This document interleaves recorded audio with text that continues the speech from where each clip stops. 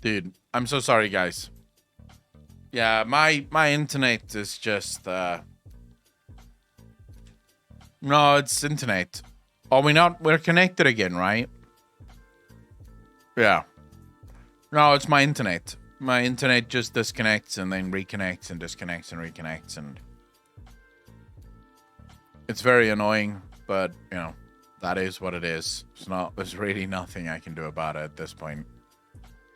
The choices leading up to Frostmourne, there is another saying, road to hell is paved with good intentions, which is Arthur's story. He has good intentions, but his pursuit of them leads down the wrong path. But Ower, that's exactly it.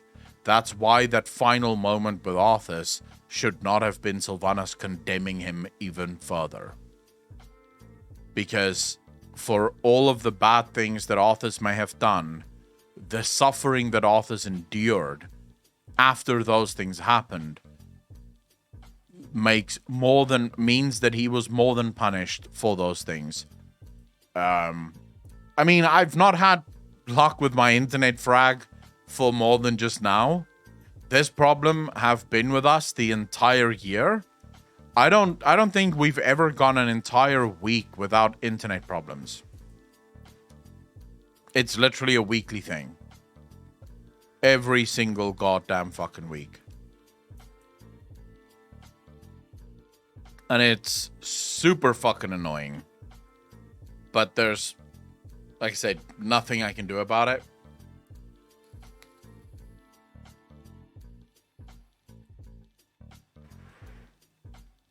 Hope it's not Web Africa. They used to be dope. Voice TV, no. I'm with Cool Ideas, but this is not a Cool Ideas problem. This is an Octutal problem. But Octutal doesn't want to come out to fix the problem, so I'm moving on 1 December, and then I'm moving to Frogfoot, and I'm hoping that Frogfoot doesn't have these same problems ever.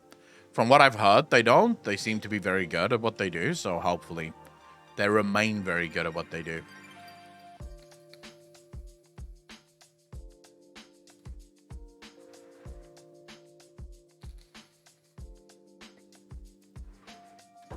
The Nowhere Man, so again, you have to kind of understand. You have to understand Arthas's person. You have to understand Arthas as a boy.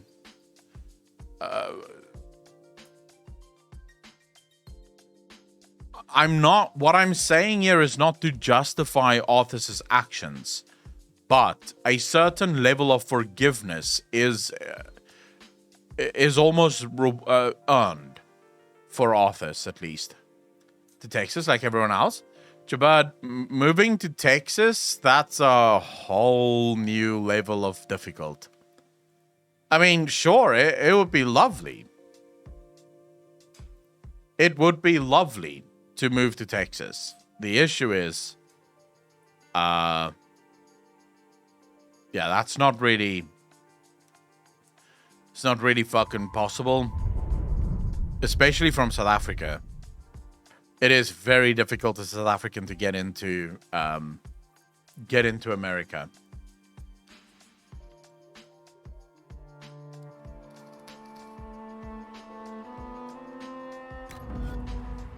I'm just doing mission table stuff. Don't worry, guys. We're not playing this. This game I play completely offline.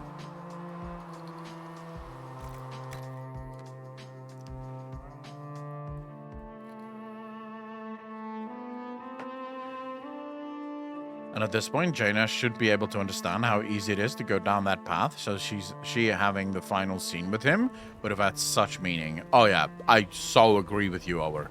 Like fucking mega agree with you, bro. Yeah, but they'll just go show us your proof, and I don't have evidence that I'm from England.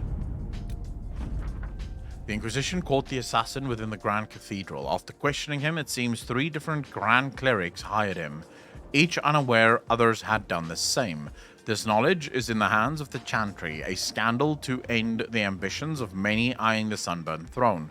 The clerics have expressed their appreciation to the Inquisition, which also recovered some interesting items from the assassin. Great. Okay. That went splendidly. Naturally, these worthies of Orlais wanted nothing more than to be given everything while providing nothing in return, but I set the record straight. If they want our assistance supporting their efforts to restore the war-torn Dales, they'll need to show some difference to our agents and ensure that any troop movements and trade efforts the Inquisition makes in the Dales are given the highest priority. All it took was a bit of negotiation and a few subtle threats. They sent along some lovely gifts to show their appreciation for your presence in Skyhold, and the Consortium should ensure that any attempts we make to gather coin in the future are that much easier. Great. So now I need... With rifts contained Which one? in the area, Which one am I going to do next? Groups to offer relief. I think this one. I agree. Are you well? If our investigations have any hope of succeeding, we'll have to strike hard and fast before they even know we're looking. A coordinated effort hitting all the leads we have at once. This is pointless. Someone commit. Okay, yeah. Okay, let's go. Inquisitor.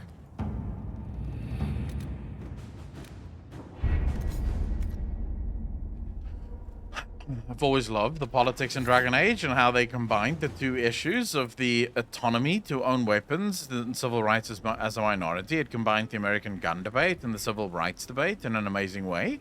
Even better than how X-Men did with mutants. Is this still just chatting? Smells like Dragon Age Inquisition. Commotion, no. I'm literally just checking out the mission table. In Dragon Age, I'm not going to play. I just want to see what I just got. It was a blade of some kind, right?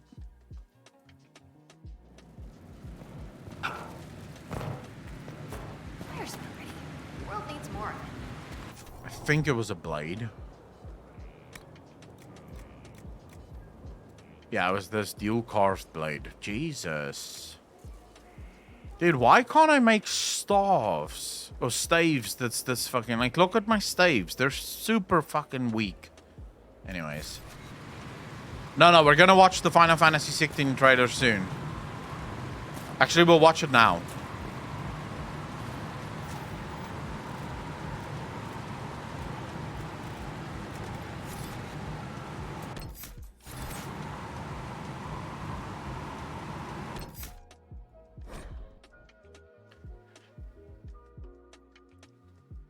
Speaking of the Marvel Universe, if Iron Man and the Silver Surfer teamed up, they would be alloys. I hate you. Voice TV. I fucking hate you, bro. The fuck is that? Holy shit. Holy shit, bro. That is some gentle fucking comedy right there, bro. Alright, what's this Final Fantasy trailer that you guys want me to fucking watch? Haven't we already seen Final Fantasy 16? Like, I think we've already watched the trailer on Final Fantasy 16. Alright, so which one is it? This one, right? Final Fantasy 16 Ambition official trailer, right? Alright.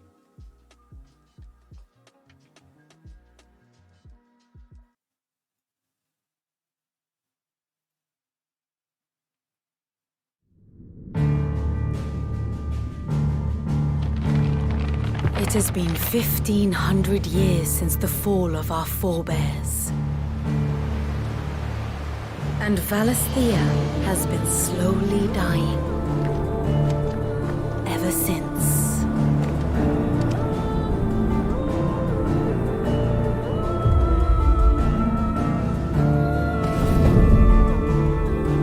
Not much further now. But we're in the middle of the Deadlands. The blight sucked this place dry. Meaning no trees, no birds, and no magic. Darkness spreads as day gives way to twilight. The Mother's flame now all but a flicker. We cannot Jesus, live it looks without good, the bro. blessing of the crystals. And the crystals work their magic through us. You have been blessed, Joshua. But who shall claim their fading light? The Grand Duchy of Rosaria, bastion of tradition. At the very least, we must secure Drake's breath. The Holy Empire of Sanbreque, where ambition is divine. The Imperial banner shall fly over every city in Storm. All shall bow before their emperor. The Dalmekian Republic, whose fortunes shift with the desert sands. And what of our wise rulers? Goaded into war without any thought as to what chaos it might reap. The Iron Kingdom, forged in faith and fear. Their souls were sullied with the stain of ether. I merely cleansed them of their corruption. Or the Kingdom of Waloed, indomitable in its isolation. The dark swallows more of the realm with each passing day. And as the fringes fade, the people flock to the mother crystals. From a single spark, will the land ignite? In the year 860. Dude, this looks amazing, bro. The Imperial army will march upon Rosaria. And from the slaughter shall a new shadow rise.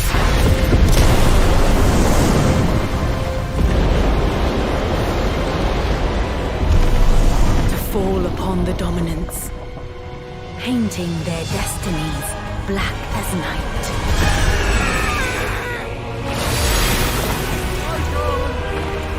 Our ability to summon beasts of great might should command respect, but instead has left us outcasts. And so I became their puppet.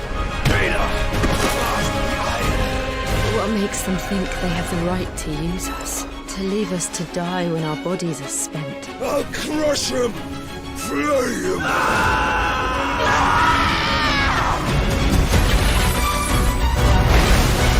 What the fuck is this?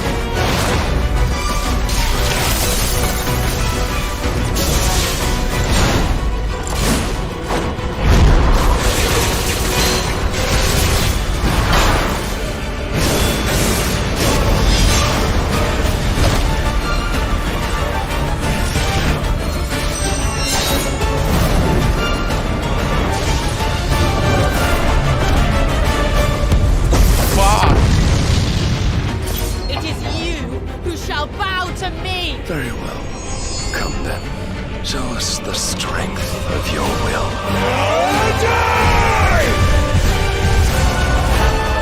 Rise, ye crownless kings. A reckoning is upon you. A war of the icons. Bro.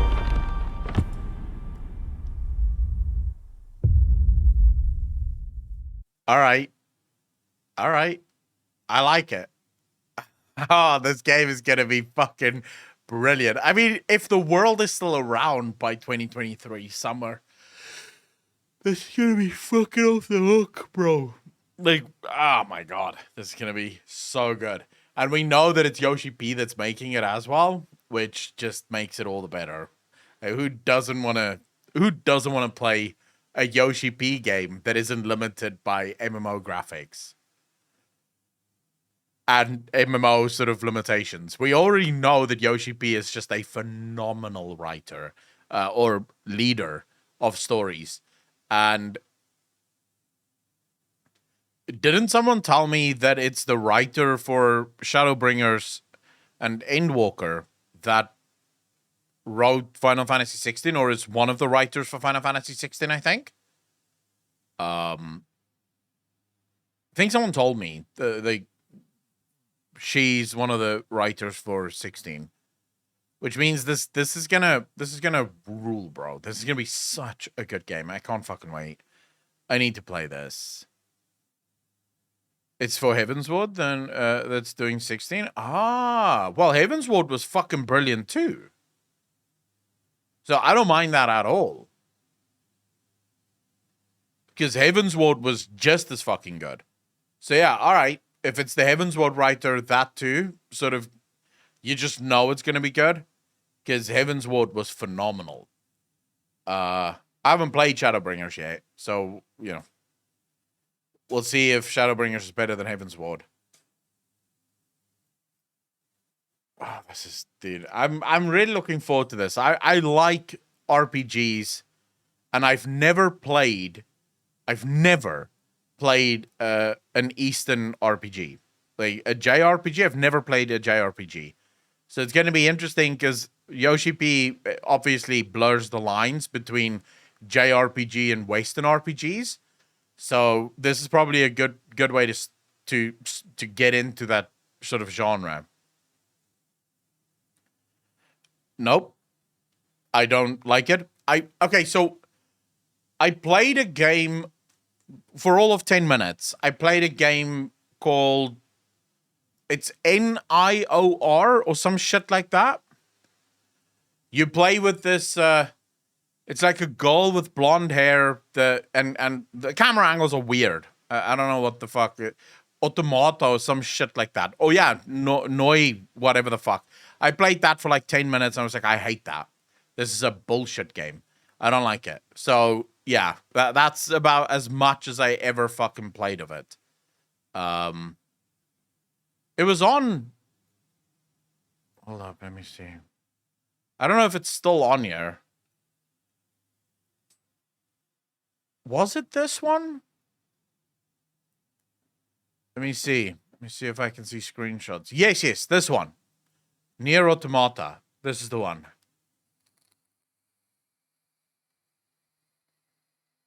I remember this goal.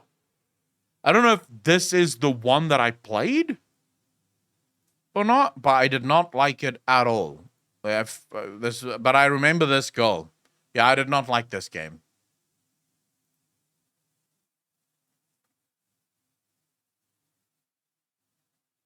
There's basically all the console genres from the 80s combined. It has bullet hell shooters, third-person action, etc.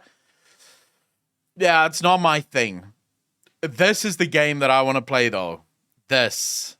Dude, if all things go well and load shedding doesn't fuck us too hard tomorrow, this is what I'm going to play. A Plague Tale Requiem.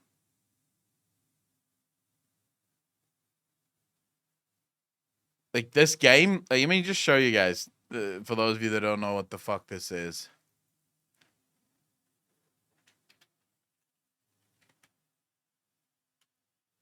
Let's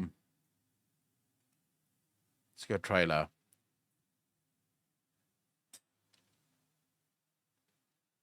Let's do the launch trailer.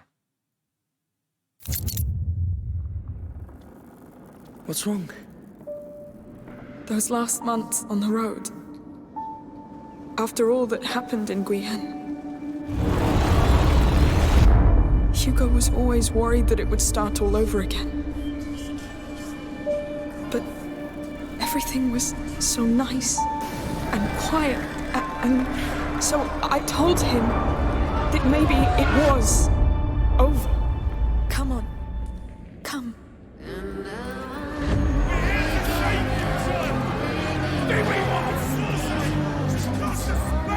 Hugo, he doesn't deserve this. I'm sorry, Amicia. His mind is extinguished. What have they done? It's the macula.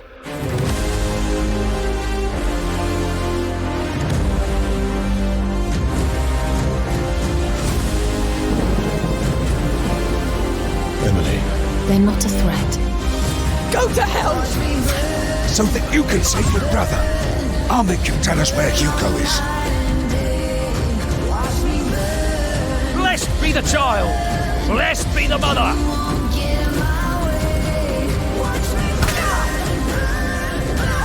Leave it to me. Kill the girl!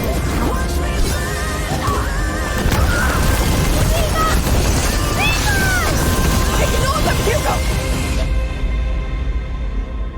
I'm sorry for... Dude, this game is fucking phenomenal. The story in this game is just sick.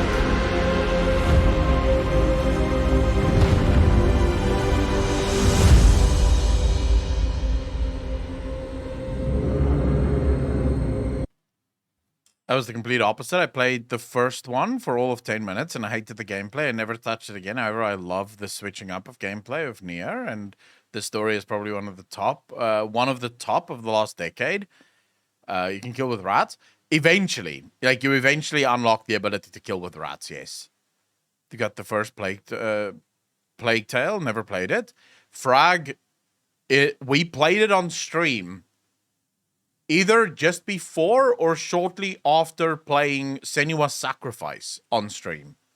And it was the same thing with both of these games. I couldn't stop playing. Like I think we finished it in 2 days. I could not stop playing. I just fucking loved it. So yeah, it's like the story of this game, the gameplay, I like puzzles. I like solving puzzles, so this was really fucking good. And then of course, the other game that I'm really looking forward to is Senua's Hellblade, Senua's was it Senua's Revenge or some shit like that? I can't remember. First Plague Tale looked like the generic third-person action adventure with stealth elements. Too many games are made like that nowadays. Boring. Blade Smasher, but then you get into the story and you realize that it doesn't matter that it was very generic. This story was absolutely next level. Was it the first one called Senua's Sacrifice? I think the first one was called Senua's Sacrifice. The second one is called something else. Senua's Revenge or some shit. King Julian, that's fine. We already know that you don't have any taste, or at least not good taste.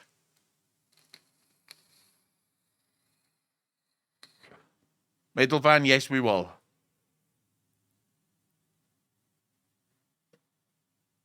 Senua's Saga, there we go. Thank you. Yeah. That's what it's called. And it looks, although we haven't seen much of it. We haven't seen much.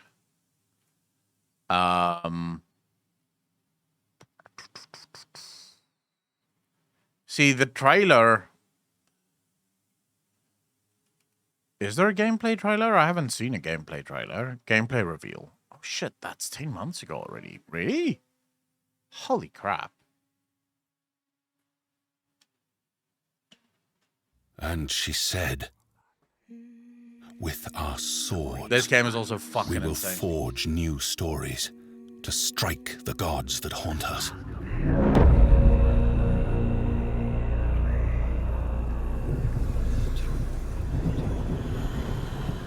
You might see me. So for those of you that haven't played the first one, I highly recommend you do so. But if you do play the first one, please play it with headphones. Because that is what makes this game fucking phenomenal. You constantly hear voices in your head. Because you're playing as Senua. And Senua is schizophrenic. The lead character that you play with is schizophrenic. She sees things and she hears things. And it is just the voices. Because sometimes the voices help you. Other times the voices do not help. It is just wild playing this game. Arcanum, I saw Mandalore Gaming's review and picked it up. Pretty good time, very good writing. Arcanum, no, I haven't. What's it about? Weak, but I will show you what lies behind my eyes.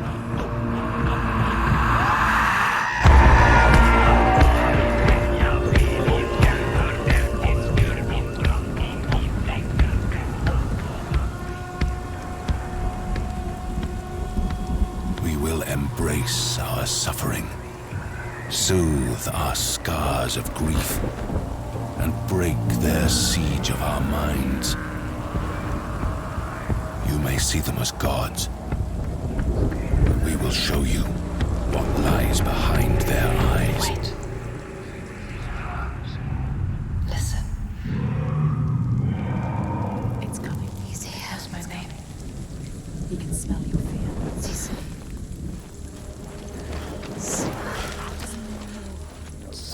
It knows our name.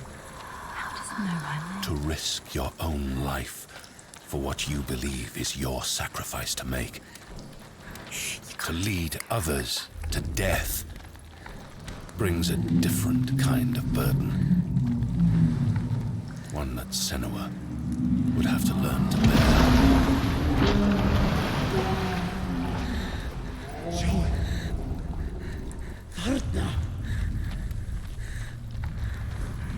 Dude, it's like this game is so mindfucky. That's what makes this game amazing. It's just such a mindfuck. Death is coming. You know what you have to do. Can you smell their fear? He's here. Death is coming. Look at the bones. Death is coming. Look at the bones. That's going to be you. Those are those voices. Constantly fucking in your ears. What makes you think you can stay down?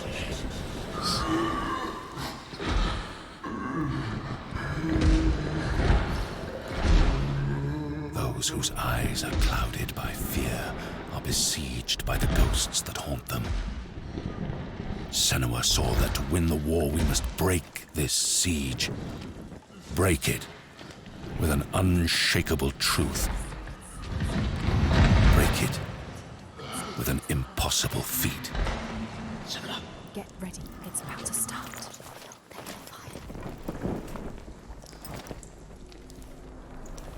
Get ready. Get ready. You can do this. First the air, then the fire. Yes. Yes. No! Yes!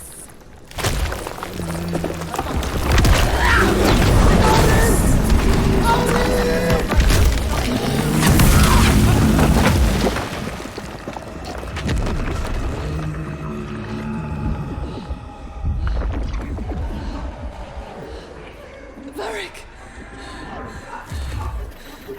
Harold!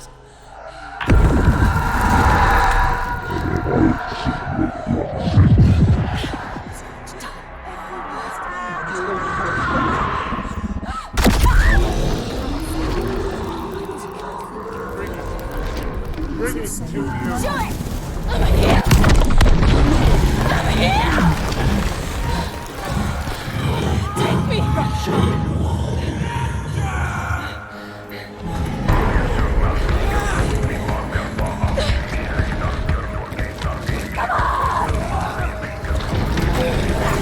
Chase me! Run!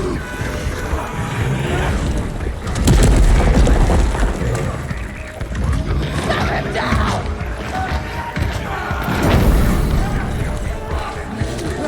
Keep moving!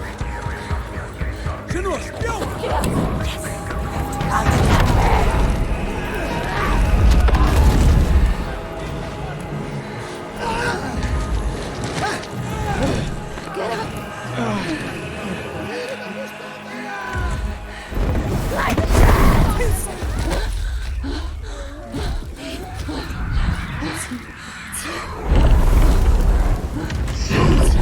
It's me it wants to kill.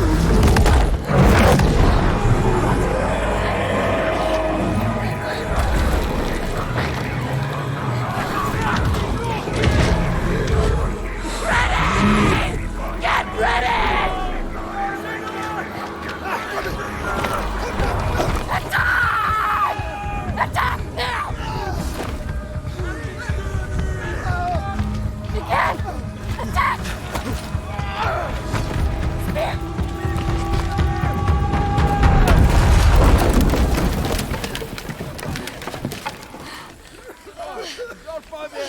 What's he saying? Help me!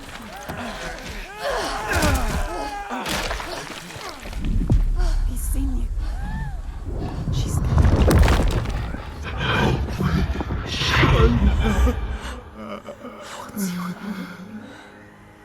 I know you. He needs you.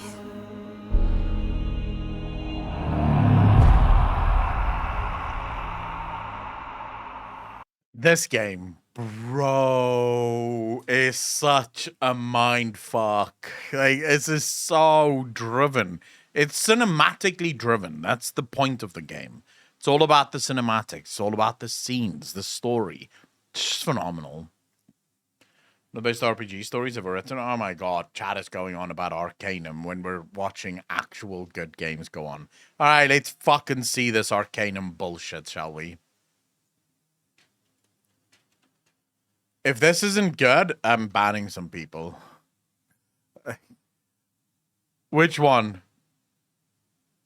This one? Nah, it's a fucking playthrough. Wait, did they just do a remake of Arcanum?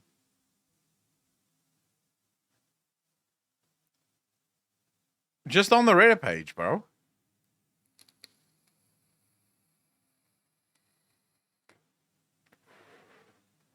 This one. It's 51 fucking minutes, bro.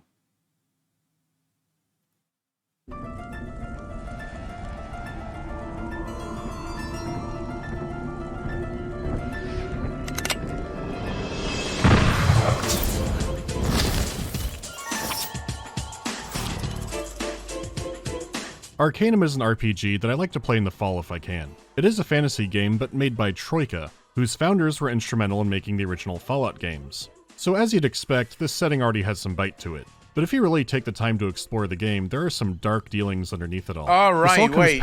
It's not a... Why do I feel like I think I saw this before? I may have played it years ago, but I didn't play a lot of it. I thought there was a remake. I thought it was a new game. But yeah, this... I mean, I'm not going to play a game that's this old. There's no fucking way. Industrial Revolution in a fantasy setting? More copies than Diablo Immortal? I don't think that's true. Because Diablo Immortal didn't sell any copies, but it did have, like, over 30 million downloads. And I'm pretty sure, like, Arcanum didn't have that many players, probably. But yeah, I don't like playing super old games. It really takes away. So I tried playing Baldur's Gate months ago at this point. But I tried playing Baldur's Gate again. Because I was in the mood for like a CRPG. Because I can't play Baldur's Gate 3 yet because it's not out yet. And I... Yeah, I just don't like the fact that the graphics are super bad and, you know, it's not really optimized for modern day systems. So, yeah. King Julian and I did fucking hear about it. We will watch it, bro. Have you played Spellforce 3 Reforced? It's a mix of RPG and RTS. Someone gifted it to me. I have not played it, no. But someone did gift it to me on Steam.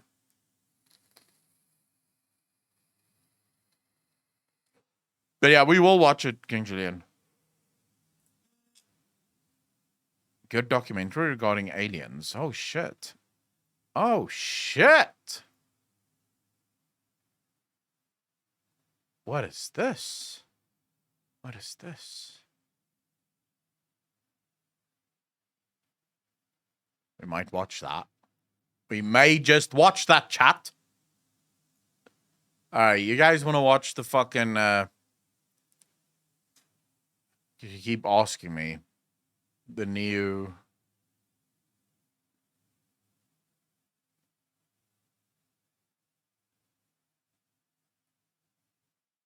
Where the fuck is it now? Come on, man.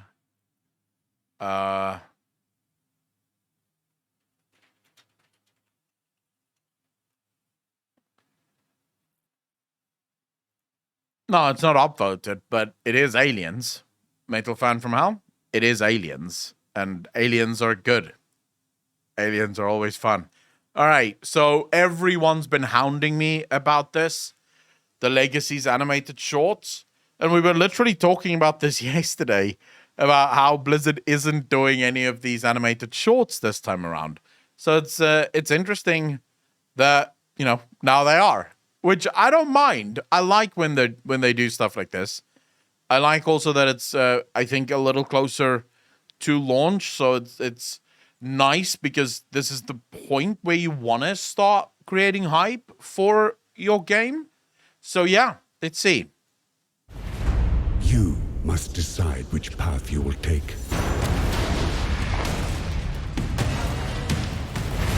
Which story you will tell. An ancient enemy has returned. You will play a part in the events to come. And you will have to make a difficult choice, as we did.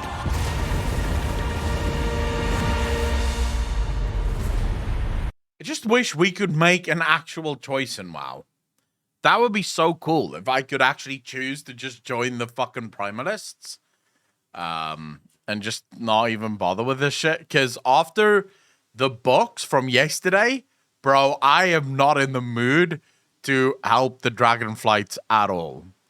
I'm not in the mood to help the Dragonflights. I'm not in the mood to help anyone associated with the Titans or the Titan Keepers or anything like that.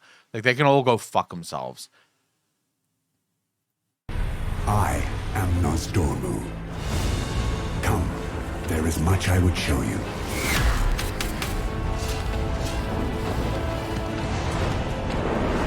My story is already written. But yours, and that of all... Bro, please tell me we're going to see Galakrond again. Oh my god, please tell me we're going to see Galakrond again. Fear is only beginning to unfold.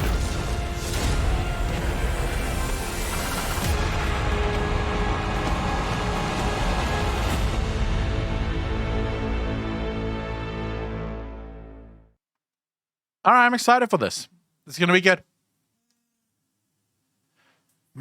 Is now safe for China, so it is probable. Dude, China's not going to matter in a while, so who gives a shit? Galakrond will be a random quest mob. Dude, there's no fucking way that Galakrond is just going to be a random quest mob. There's no way. Absolute zero chance of that happening. Galakrond is pretty big deal. He's the nuts in World of Warcraft. The big cheese in World of Warcraft. No. Disco option, the animated shorts are always just animated shorts. They're just like, it's a very specific style, but it is sort of like a comic book style. I like it that way. I don't mind that they're like that, because usually there's so much lore in those things that this is what I've been waiting for, is the release of this stuff, so we can get back into making videos and crap. So motion comic, I think it's called. The Octarius War is the biggest war in 40k yet. Really? Wait, this one? Inquisitors versus Reality. All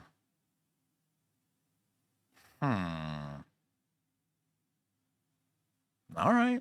You guys want to watch that?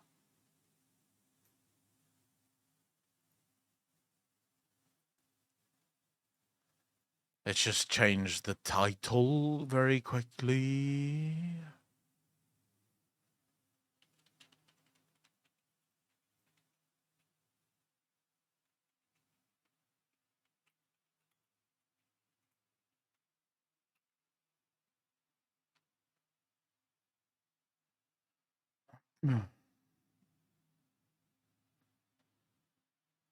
So, okay, let's see.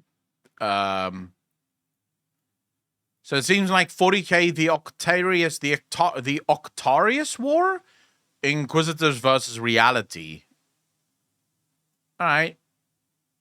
So according to chat, this is the biggest war in Warhammer 40k yet.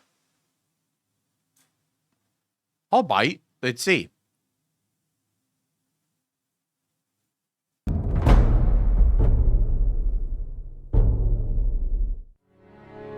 Mickey Moto, how you doing, brother? Today's video is brought to you by Audible. Audible provides a great value way to access audiobooks for its members and is one of the best ways to make huge savings on Warhammer audiobooks, which is why I personally use and recommend it. Whether you're painting miniatures or doing other daily tasks during the holidays. Not if you're in South Africa, FYI. If you're a South African citizen, don't even fucking waste your time. The books are not available on Audible or on... Not all the books are available on Audible, and none of the fucking books are available on Kindle. So, yeah, go fuck yourself, I guess, if you're in South Africa.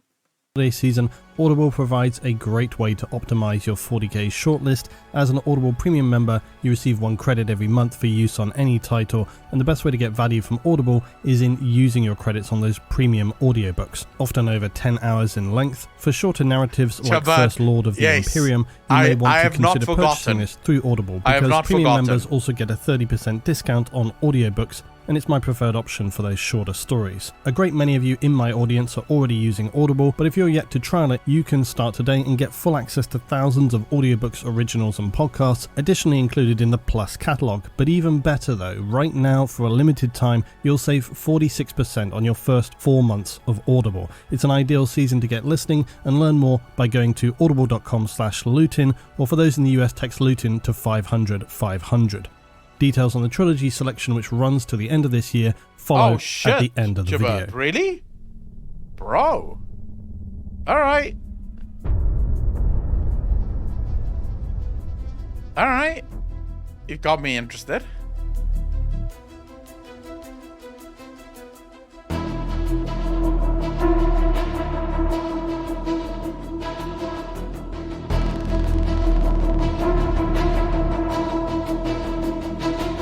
No. I wasn't reading from the beginning. Fuck. Yet it should what we wish for fail to materialize. It can crush our spirits more than any enemy could. Where does he get these quotes?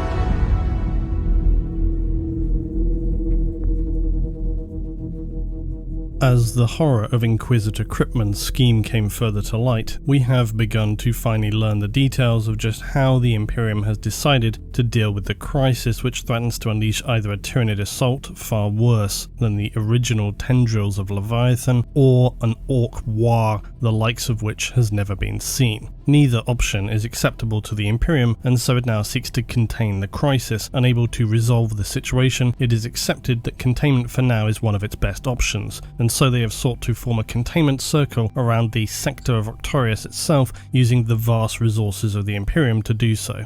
After the ousting of Inquisitor Cryptman, the new member of the Dude, I'm not gonna lie. I don't know who Cryptman is, but you're pretty fucked if your only 2 options is 1, war with the Tyranids, or war with the Orcs. Get fucked, bro.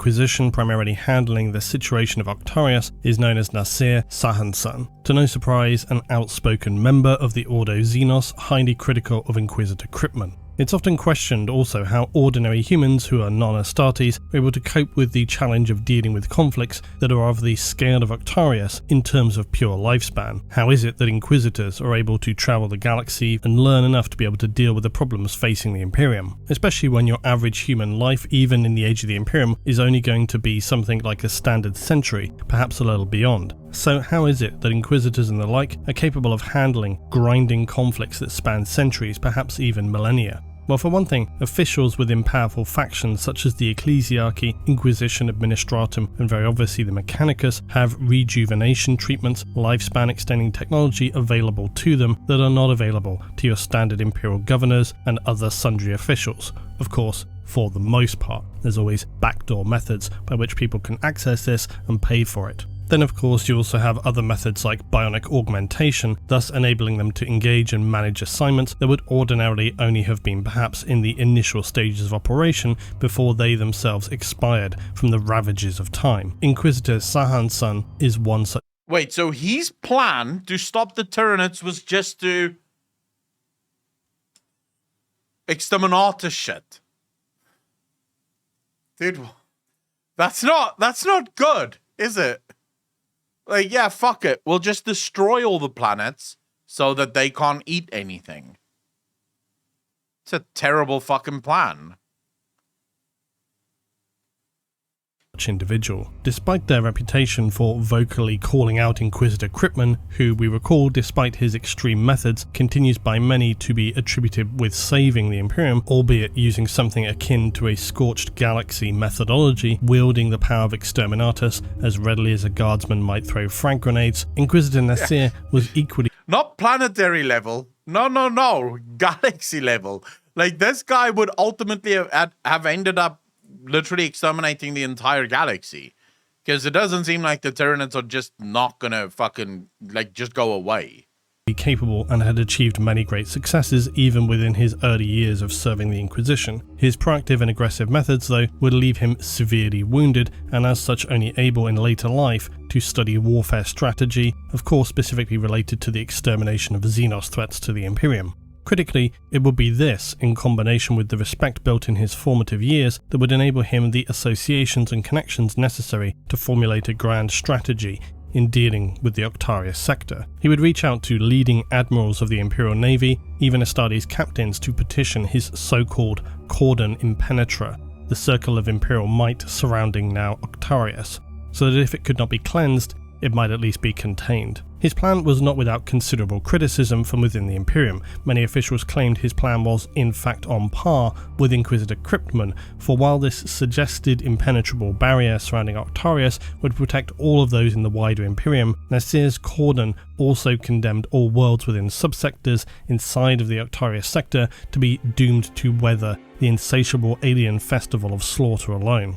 And while it were true that the majority of the Octarius sector had already been controlled by the Orcs, there remained many Imperial worlds within subsectors on the borders that would now be abandoned to their inevitably grisly fates. Essentially, Dude, the calculation that Nasir had made was to write off all worlds either in the process of being assaulted by Xenos or that would soon surely fall, thereby minimizing wastage of resources that would be ploughed into worlds already considered lost. Unfortunately, it was accurate to make the comparison with Inquisitor Kryptman, that in doing so, no effort would be made to evacuate the worlds within the systems of these subsectors. Perhaps most offensively though, while these civilian populations were not to be evacuated, military forces and hardware, key personnel, treasured artifacts and Imperial records were all ordered to be extracted from these worlds, leaving behind only the vulnerable human population. Some officials, of course, would bribe or escape, having caught a sense of what was occurring. Meanwhile, the remaining worlds in systems on the edge of the Imperial Cordon Impenetra would be redesignated as Warden planets, not dissimilarly to the status of the fabled world of Cadia.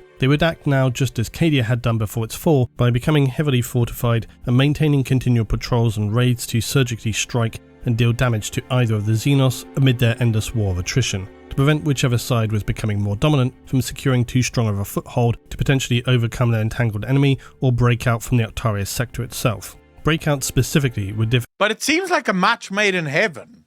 You have the Orcs that just want to war, and you have the Tyranids that just want to eat. Just turn them on each other. The war will never end. Difficult to prevent and even detect. When attempting to control an area of space as vast as the Octarius sector and all subsectors and systems within, communication issues being as fragmented as they are within the Imperium, coupled with the Tyranid's shadow in the warp blanketing large areas of space, has made detection incredibly challenging. In fact, one horrifying positive in allowing many remaining Imperial worlds within the Cordon to remain is that it has to some degree allowed the ability to monitor where and when Xenos are pushing to break out. The transition for many of these newly designated Warden planets often came at significant cost to the beauty and cultural heritage of said planets. One report exclaimed how its natural wonders and places of renowned beauty had been destroyed, now used for quarrying of raw materials to build heavy fortifications. Other areas turned to intensive industrialization for warfare, and populations who were formerly skilled in the arts and glorification and worship of the Emperor of Man now were being retrained as frontline infantry. Some hive worlds have even resisted the mass mobilization of its citizenry, and attempts to fulfill recruitment quotas have left hive cities facing massive population riots that were barely able to be contained by enforcement. Also notably, rogue traders have been able to leverage individuals' desires to escape the horror in exchange for lucrative profit. Do you guys think the rogue trader game is going to deal with stuff like this? Because they're working on a game, right, for rogue trader. Do you think it's going to deal with the nerds, or is it going to take place somewhere else? To reproduce, an orc can take up to years, but a nid is hours, depending on what is needed. Yeah, but how many orcs are there? I'm assuming many. So they probably have the numbers, plus they fucking love war. They'll just get stronger and stronger and stronger. Profits, acting under the guise of delivering official material to destinations outside of the cordon. With the scale of operations being deployed, individual rogue traders with questionable morals are easily able to slip in and out of subsectors. The strategy of Inquisitor Nasir has left many citizens of Warden planets openly questioning the fact that in order to save their world, they had also now destroyed what made it worthwhile saving in the first place. First deluge. Despite their best laid plans, it was clear from the outset that the struggle within the cordon surrounding Octarius was going to be challenging. Inquisitor Sahnsan was not a singular unchallenged voice in how to tackle the spiraling Octarius crisis, and even though he had managed to bring together a formidable and impressive plan that now surrounded the Empire of Octarius and its surrounding subsectors, it was becoming painfully clear just how thin their defences were stretched. Building I love how you just said that, Apocalypse. They tried it in Fantasy 2, sending the orcs against the Skaven. Only the dwarves got fucked in that war. Like, the dwarves weren't even mentioned in that. It was supposed to be the orcs going to the Skaven, and ultimately the dwarves paid the price. So basically what you're saying is, if the orcs go against the Tyranids, someone else dies. Like, just weird shit starts happening there. Bigger and stronger the more they fight and kill. The Tyranids get bigger and stronger the more biomass they consume. 1 + 1 turns into 10 times 10, and they become scarily powerful. Yeah, but eventually one of them have to win, right? up defensive worlds against the scale of Xenos threat they were facing does not happen overnight, and many high-ranking officials of the Imperium were already debating and discussing that the Xenos forces were expanding at such exponential rates that they may in fact be uncontainable.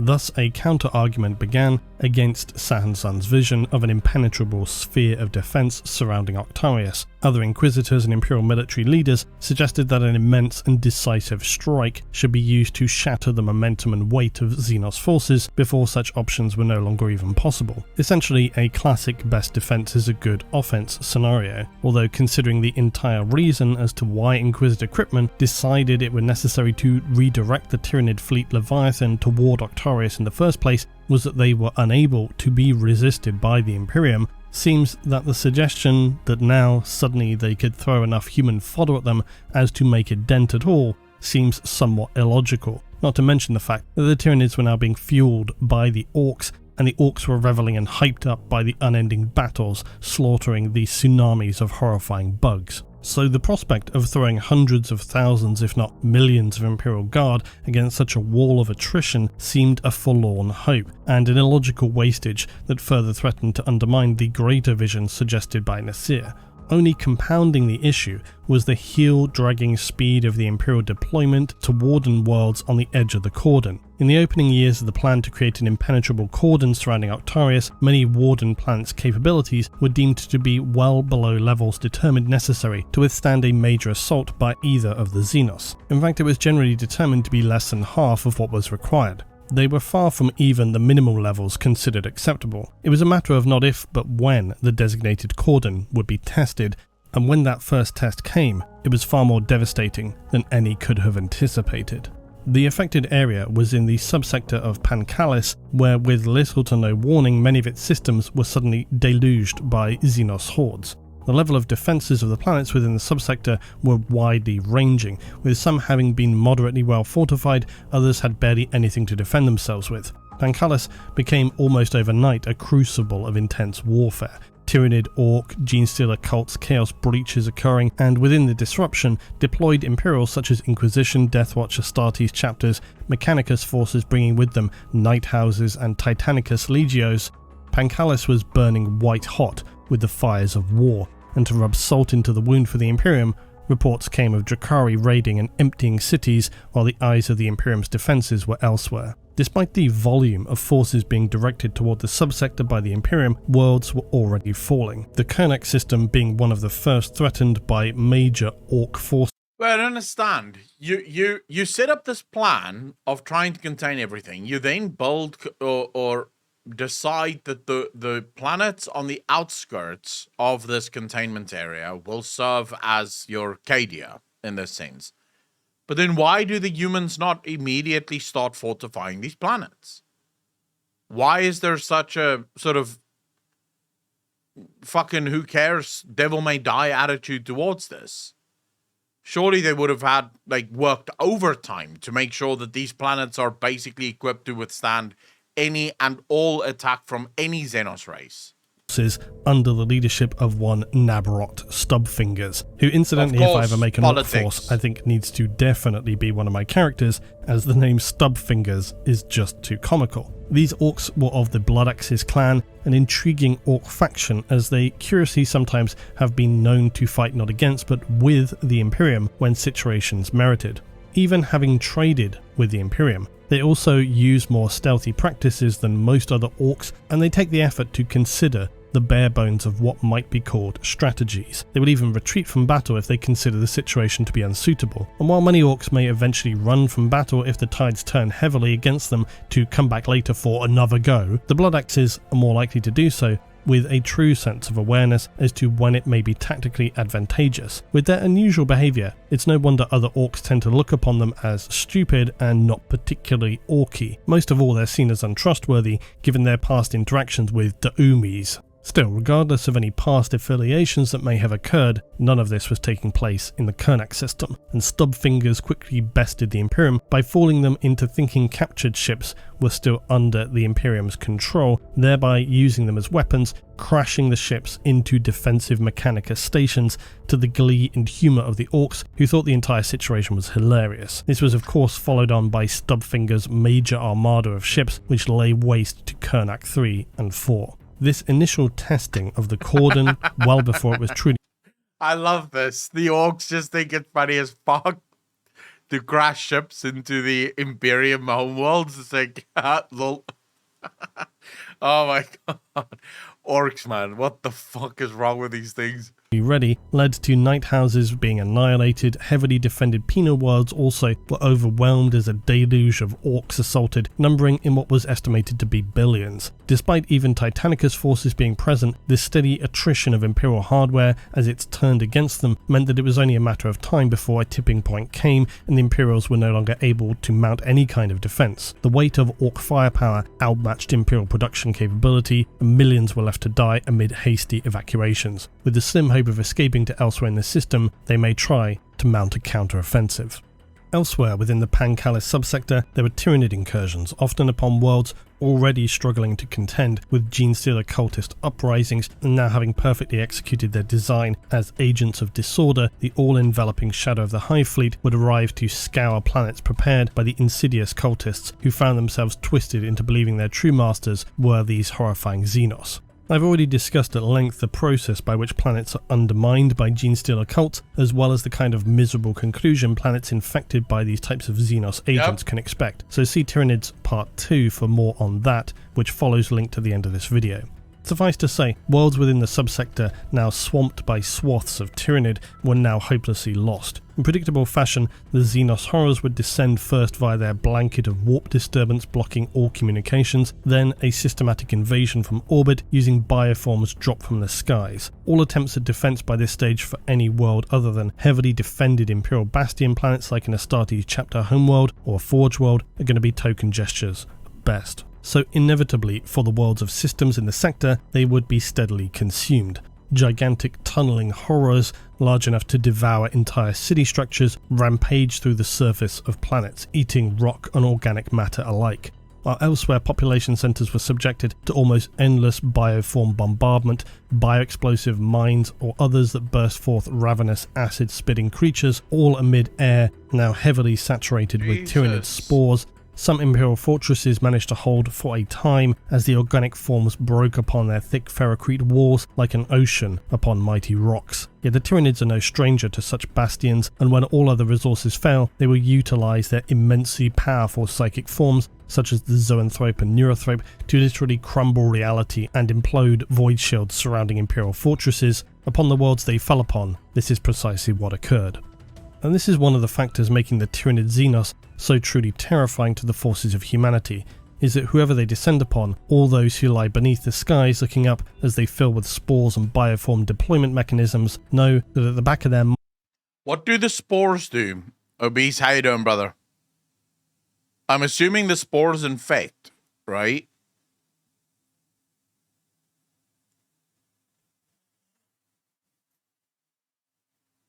minds as much as they might attempt to maintain that spark of human driving force, that desire to survive, their hope in survival. The gnawing voice in the back of their mind will remind them that even their best efforts will likely prove to be futile. Few, if any, worlds are capable of surviving a Tyranid deluge, least of all those cut off from any and all external support. Oh, okay. I understand what you guys mean. Okay.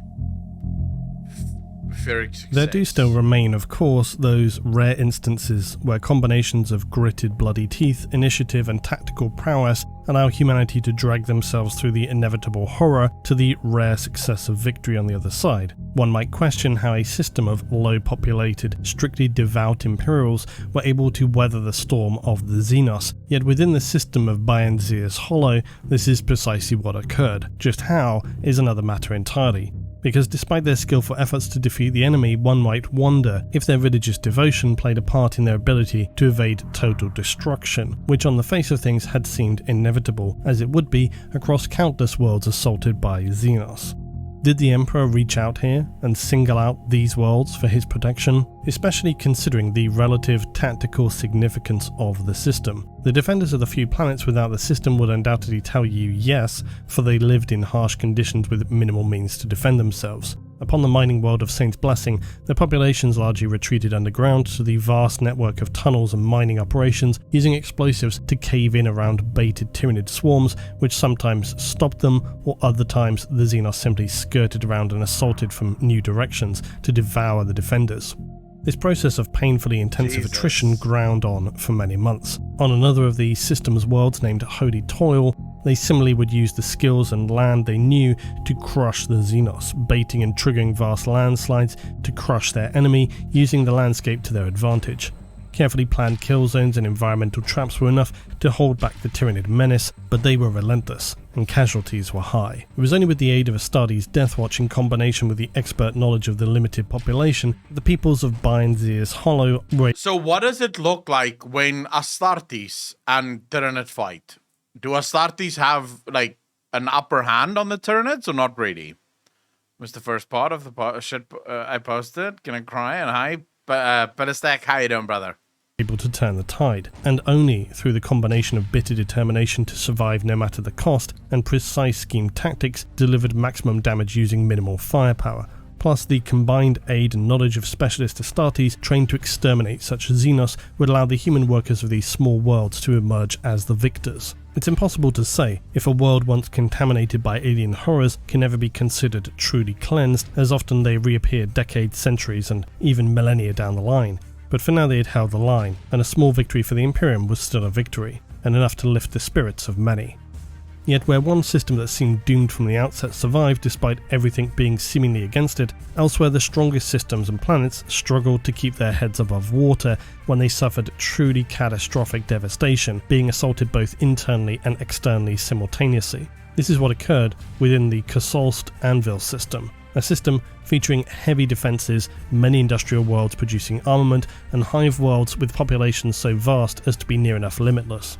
They considered themselves to be powerful enough to weather anything that the alien horrors could throw at them, yet soon enough they would be painfully humbled. As noted previously, the cults of the Tyranids are one of the most powerful weapons in their destabilization of Imperial planets, hollowing them out from the inside, insidiously corrupting power from within, and enabling Tyranid assaults when they eventually arrive to sometimes occur with only the most minimal levels of resistance. Genestealer cults can seed themselves over generations, and changes occur so gradually that populations are barely able to notice it happening. Then before they're able to prevent it, the entire leadership structures of worlds have been completely undermined, and when the most desperate of moments arrives on the horizon, strong leadership is nowhere to be found, and then the mass slaughter begins. This though was not their only problem. With such vast populations upon their hive worlds and such massive levels of industry, these are the breeding grounds of the disaffected.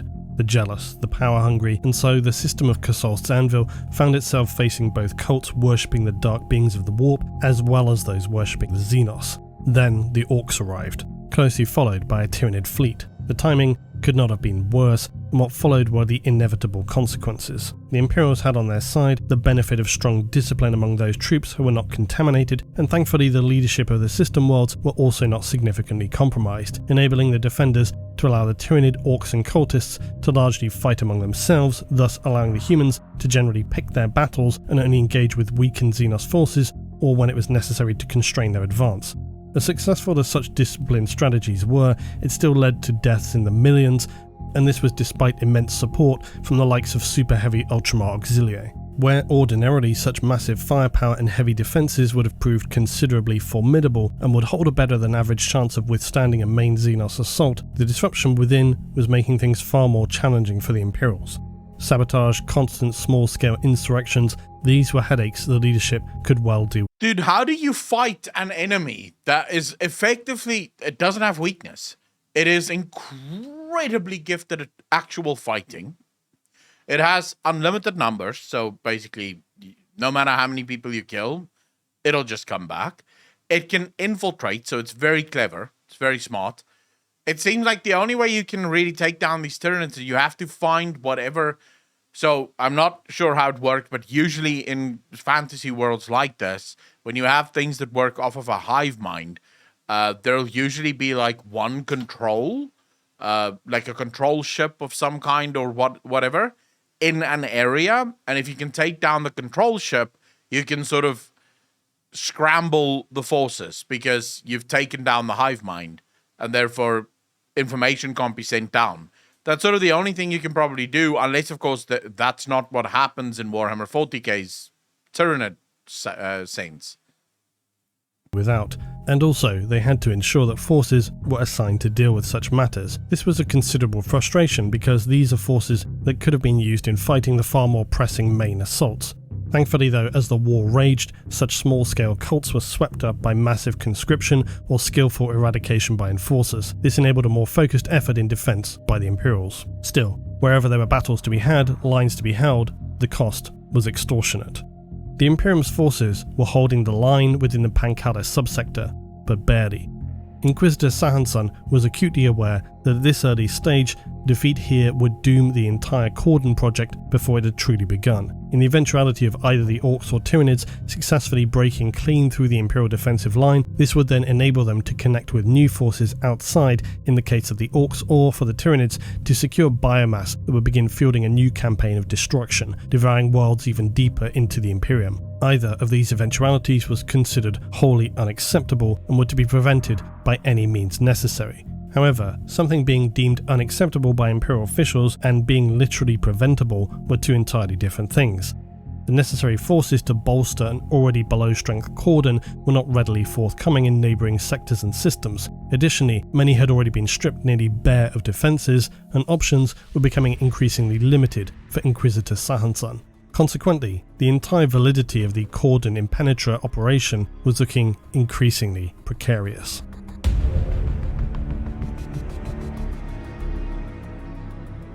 Despite the Inquisition giving the impression of its full and united authority in the name of the Emperor, we know it of course to be anything but.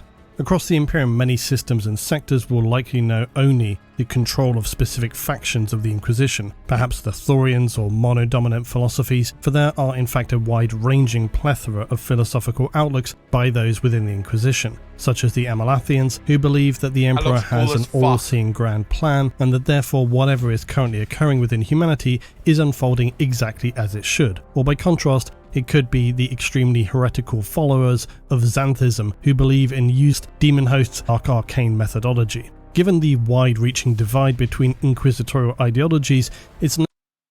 Wait. Is the stream still fine? Okay. Alright, that's good. Fuck. You guys had me scared for a minute there? No surprise that there are those who might offer dissenting opinions on how to handle the situation within Octarius. In fact, the entire situation was starting to descend into a finger-pointing contest, with each accusing the others of being as much like Inquisitor Cryptman or worse. As mentioned earlier, there are those who believe that Inquisitor Sahasan's grand operation to surround and seal in the Xenos within Octarius was doomed to failure and a completely wasted effort. One such Inquisitor being Athacles van Roth, who described Nasir as suffering from Cryptman madness, except that he himself then posited that the only way to acceptably deal with the Octarius problem was by launching a campaign to neutralise the Xenos threat. Individuals other than myself might dare to suggest that there was an air of hypocrisy in such framing of other Inquisitors, but to themselves suggest far more insane solutions. Van Roth's grand hope came in the form of a bizarre Xenos artifact, that being a strange crown of an orc boss which seemingly disrupted the synaptic connections that are vital for Tyranid forms to function with any coherency, thereby making them unable to mount any solid resistance against Imperial forces. They could then be slaughtered with ease. Van Roth saw the opportunity for such a piece of Xenos tech to unlock the key to turn the tide of not just Octarius, but all future warfare for the Imperium against Tyranids, and potentially enable them to at last put up a real ability to Seems like deal a good with idea, these that. Xenos horrors. This procurement was only possible though thanks to the Death Watch, with whom Van Roth was acquainted. In order for this Xenos tech to be of any use at all though, they would have to be able to both reproduce its abilities and then also replicate it as a device, perhaps with some adaptation for use as a weapon. The only means for them to test this would be to try it out with live subjects, and so Van Roth would travel to the world of Veloria, an Eldar maiden world now contaminated by Xenos. In cooperation with a Xenos savant explorer, Barcelia Mung, Van Roth would test out the crown upon subjects both human and orc in collaboration with the Death Watch and various other Imperial forces, both regular Militarum and biologist techs. Despite all their best efforts, much like other orc technology, it only appeared functional when they mounted upon orc mechs. To make matters worse, they received notice that both orc ships and space hulks were barreling toward the planet. They presumed attracted somehow by this orc crown, but it was anyone's guess as to why. Van Roth would collaborate with a lost Inquisitor Muir, who had long been abandoned on this planet when she was caught attempting to steal a transport and flee the world. Upon explanation of his grand quest, Muir laughed maniacally that he and Cryptman and Sahasan were all as foolish as one another, and this would all end in their doom. She also revealed that Van Roth, who had planned to destroy the remains of an Eldar ship in order to cover their escape, their plan would be unworkable unless he allied with stranded Eldari she knew on the world. This they would do as fighting between orcs on the world and Tyranids continued unabated, and enabled them to carry out various plans so that they might all extricate themselves. Their attempts would be ultimately futile though, and after having encountered Tyranids within the Eldar structures, Van Roth would manage to escape outside with only minimal survivors. They discovered to their horror that the Death Watch escorting the crown were as doomed as they themselves. Ballistic, I've heard about that. I've heard about that specific speculation. Not sure how true it would be, but if something as terrifying as the Tyranids are running away from something, you have to be very fucking afraid. Because at some point, whatever they're running away from is going to catch up, right? That thing's going to come through, and I don't even want to fucking know what that looks like. The entire planet was now completely deluged by orcs, seemingly attracted to the world by the strange Xenos crown in saturation levels. The Imperial mission was completely doomed, and Van Roth's last sights would be that of Imperial cruisers burning up upon entering the atmosphere of Veloria.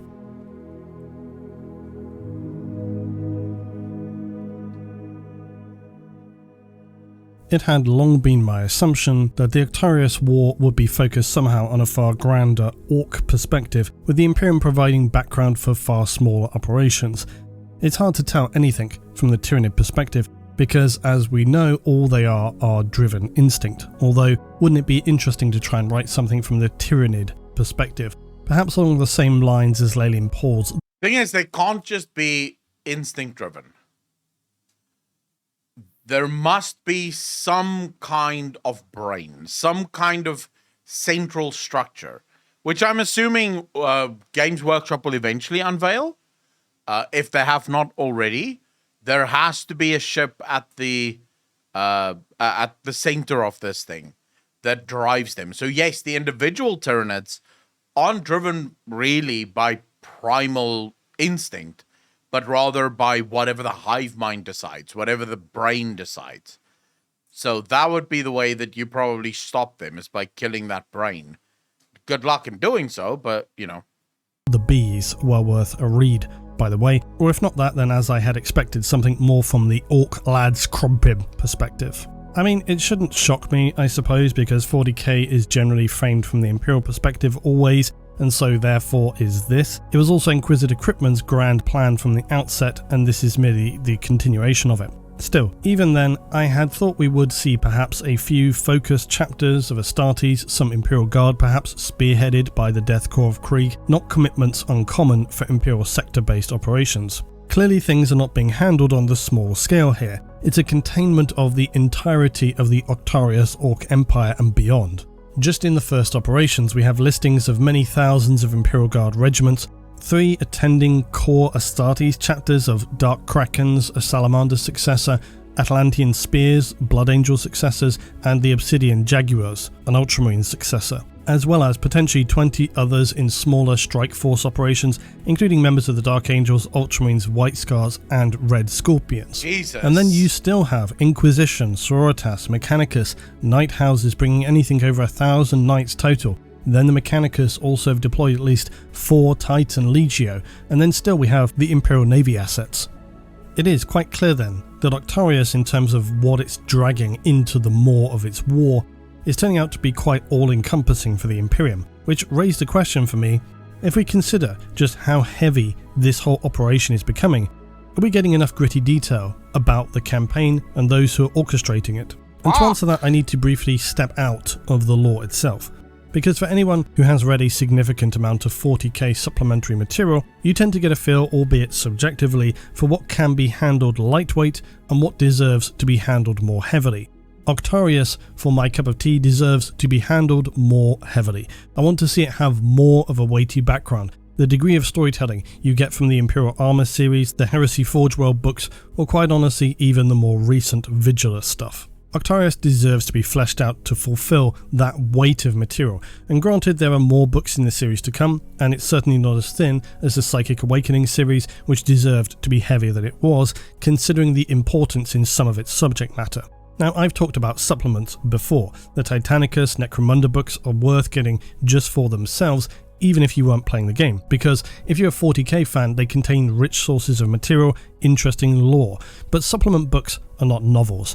They are essentially mission packs or rule expansions, and therefore most often only have a thin section with which they expand upon a narrative. Then it's data, missions, force traits, strats, etc. But whereas novels are character driven, supplement material tend to cut the waffle and get down to the core sequence of events and actions. This is standard for campaign and supplement material, and importantly they often cover events which do not appear in novels, or they enable the framing of lore concepts that do not appear elsewhere. But this can often lead to confusion, and it's why when people ask me, where can I read about such and such, I have to say, well, you can't, that's out of print, and no digital version is available.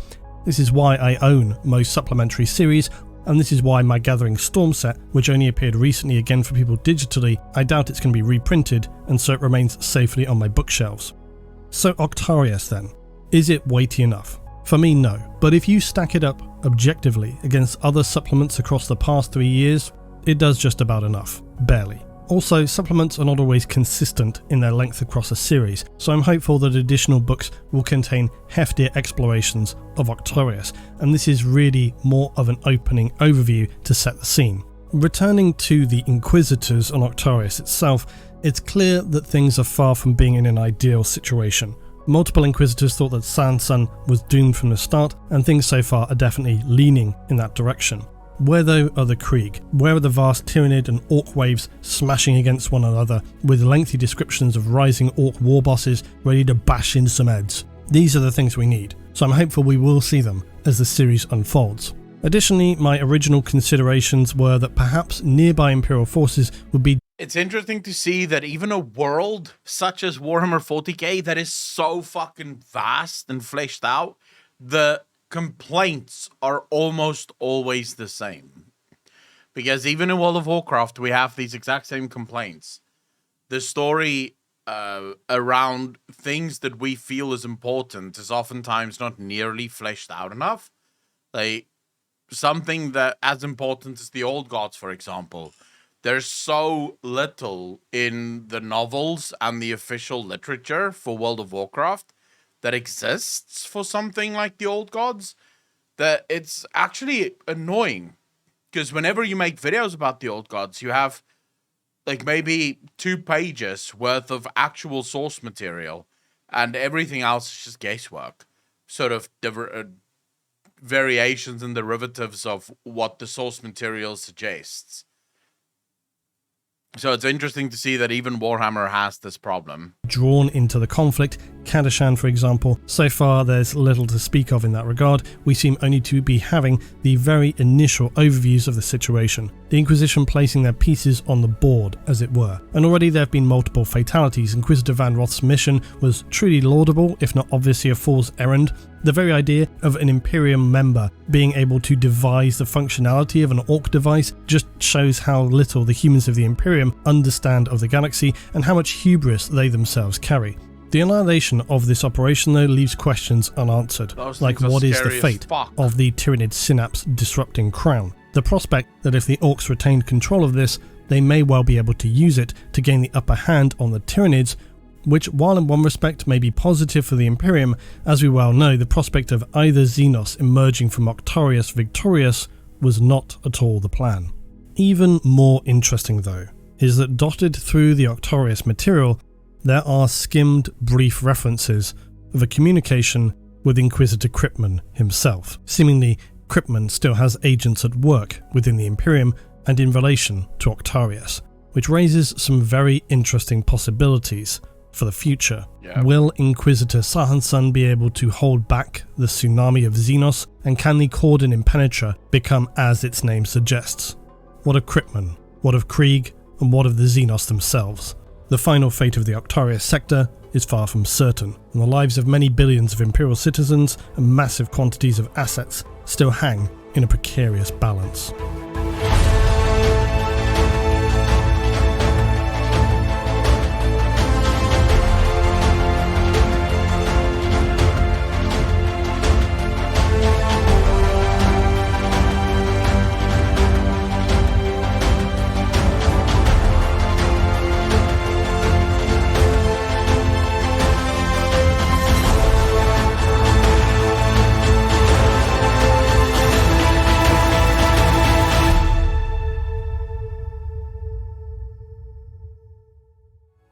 So let's talk about my next selection for Audible. For the last months of 2021, I decided it would be good to... Looks like we need part 2 now? I mean, part 2 is already there. We can literally watch it. It's right there.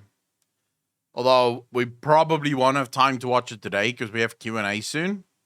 Well, I say soon, but that's an hour and 13 minutes. That's almost guaranteed too long. Because if that's an hour and 13 minutes, reaction to that is going to be like 2.5, 3 hours, which puts us right into Q&A. Actually, in the middle of Q&A. So, probably not today, but we will watch the second one for it. Go vote for it over on Reddit.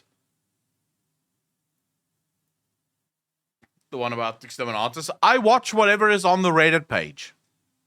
That's what I watch. Anyways, I'm quickly going to stretch my legs. Grab something to drink. Okay, you should really play Space Hulk, Deathwing with some mods on stream. It's a fun game. What the hell is Space Hulk? 10th edition starter box has Tyranids, like the rumors say. They are the only faction with all troop models that are over 20 years old.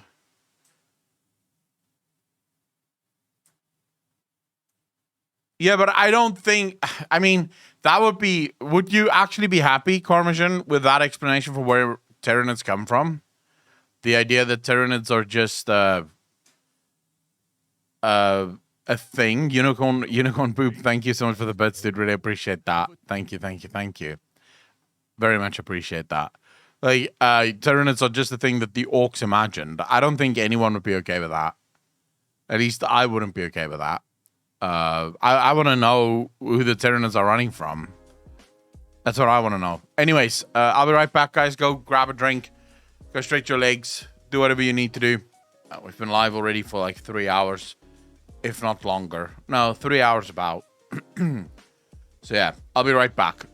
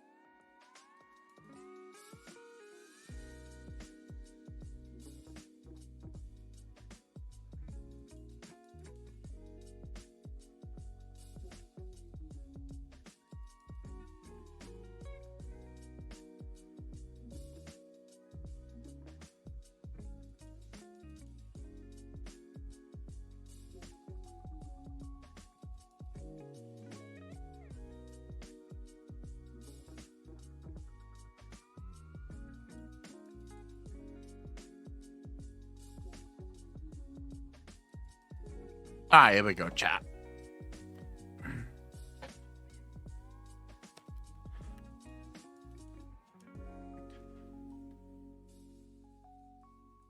Wait, what was it? What was the poll? What genre? Science fantasy.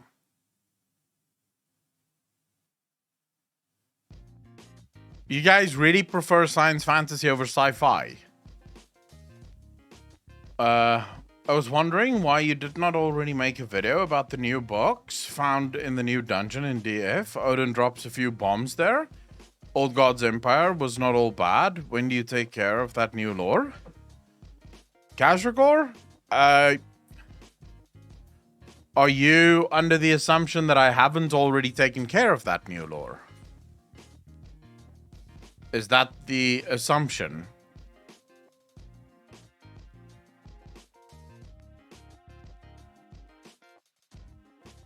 Like,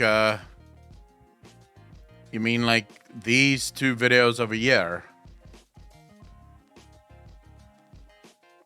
This one that's launching at 6 o'clock and this one that's launching at 7 o'clock. You mean that? Like something like that? Is that what you want to see, Gaz?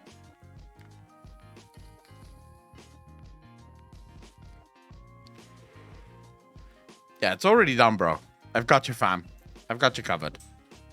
It's already done. Among other things, I had to move these videos ahead because fuck it. But yeah, no, I've got it. Yeah, I didn't know that these books were there. Remember, I don't have access to the beta, right? So I only see whatever people share with me. I can't play the beta myself. So if people don't tag me in posts or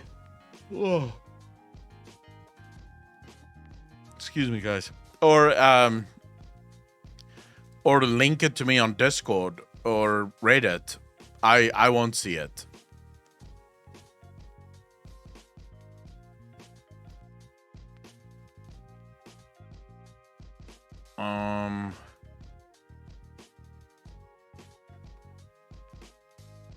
To paint a new picture to the dragons. Yeah. I'm looking forward to that. I'm very much looking forward to the Legacies animations.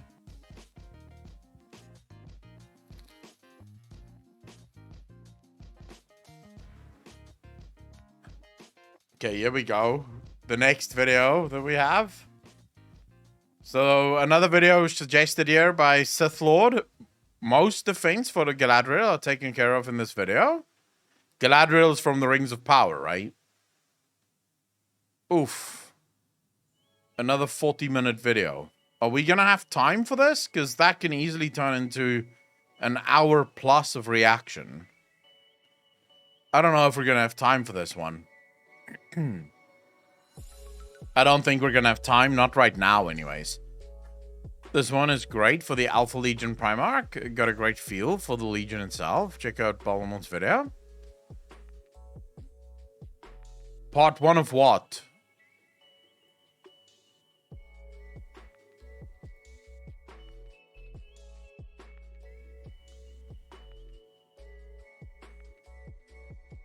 I'm just looking through shit here.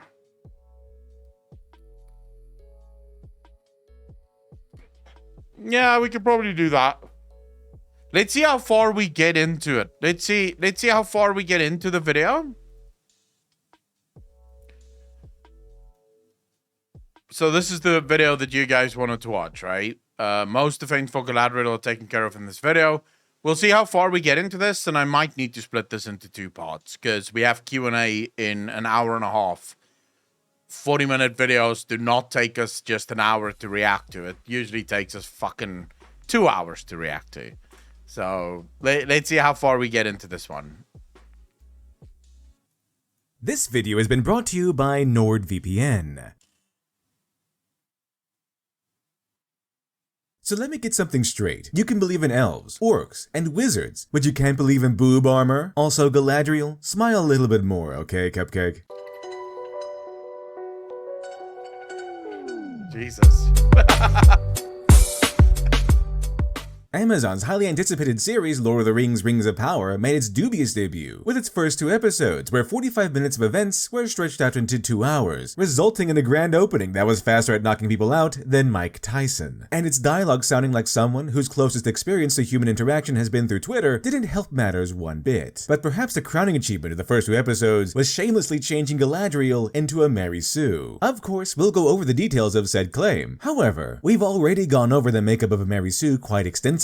So this time, let's have a little fun with some applied theory, shall we? We'll compare the Rings of Power's insufferable version of Galadriel, a character born from spiteful woke writing, to a version we'll craft using traditional writing. And so, this time around, we'll do a little more show than tell. First off, this won't be a course correction to move Galadriel closer to the original Tolkien lore. We'll take our cue from the show's writers and forget that Tolkien even existed. Instead, we'll stick to the show's premise and the premise of Galadriel's character. To quote, it begins during the time of relative peace and covers all the major events of Middle-earth's Second Age: the forging of the Rings of Power, the rise of the Dark Lord Sauron, the fall of the island kingdom of Numenor, and the last alliance between elves and men. Galadriel is an elven warrior who believes evil is returning to Middle-earth, and the series shows her journey from that point to becoming the elder stateswoman that the character is more commonly known as. According to this, the proposed arc for Galadriel's character supposedly begins with her as a brave elven warrior obsessed with her quest for vengeance against Sauron. To quote, in the end, Morgoth would be defeated, but not before much sorrow. What even is this dialogue? For his orcs had spread to every corner of Middle-earth, multiplying even greater under the command of his most devoted servant, a cruel and cunning sorcerer. They called him Sauron. My brother vowed to seek him out and destroy him, but Sauron found him first, and there in the darkness, his vow became mine. And then Galadriel's arc will end with her becoming a monarch. We'll take a close look at a series of moments that should have defined Galadriel as a hero, if a somewhat misguided one, but ended up painting her as a Mary Sue. The writing for most Mary Sues centers on depicting the super cool main character as the bestest ever. With the girl power Mary Sue, we get the added bonus of targeted belittlement and demonization of men to a comedic degree. In other words, the men as a gender tend to be empty, worthless punching bags to be sexist or weak or easily beaten to show off how totally cool the girl is, because she's just effortlessly better than all the boys, even when the men around her should logically be as good, as competent, or even better than her in some respects. All of this seemingly stemming from the misinterpretation of traditional male heroes. That traditional male heroes have always been depicted as naturally awesome at everything, and are just better than everyone else. And therefore, girl power heroes are written with that misinterpretation in mind, thinking that any vulnerability would diminish their hero. I've said this before and I'll say it again. All of the best heroes that Hollywood or any story I've ever come up with have always been the result of their failings and not the result of their strength. We tend to like characters in spite of all of their flaws, not because of it, or not the lack thereof, instead, rather, right? This is one of the reasons why when you ask people who your favorite superhero is, not very many people say Superman. And if Superman didn't have the weakness to kryptonite, almost no one would say that. Like, imagine if Superman had no weakness whatsoever, so kryptonite wasn't even a thing. The only reason why, myself included, I don't like Superman that much is because he tends to, like, he has X-ray vision, but then he'll fly into a building filled with kryptonite. It's like, bro, why didn't you just look first? You know? So sometimes the ways in which he can get himself into trouble is a bit fucking stupid. And, you know, you can kind of feel like, oh, that's a bit forced. But for the most part, like, all of our favorite heroes have always had some kind of downfall, some terrible thing or some weakness that they can't account for. This is the story of Darth Vader, that arrogance that he had, that quest to be the most powerful and to be the best would ultimately be his undoing. I'm sure the LED box contains a Big Mac or something. Superman before flying into a trap. Exactly. Someone's really all-powerful, though, as Batman wrecks him because he's Batman. Yeah, but again, that's the reason why people love specifically Marvel, and then DC does it too, right? Where all of their characters will have some kind of flaw, some major thing that can also lead to their undoing if they're not careful. It's no one likes a hero that is just a hero because, oof, look at me, big, strong, don't have any weaknesses. That would be very boring to watch. That's why most female superheroes these days are very boring to watch, because they pretend like these people just have no flaws. And even when they do have flaws, it's like, it's, how do I put it? It's such a minor flaw that it's almost pretense.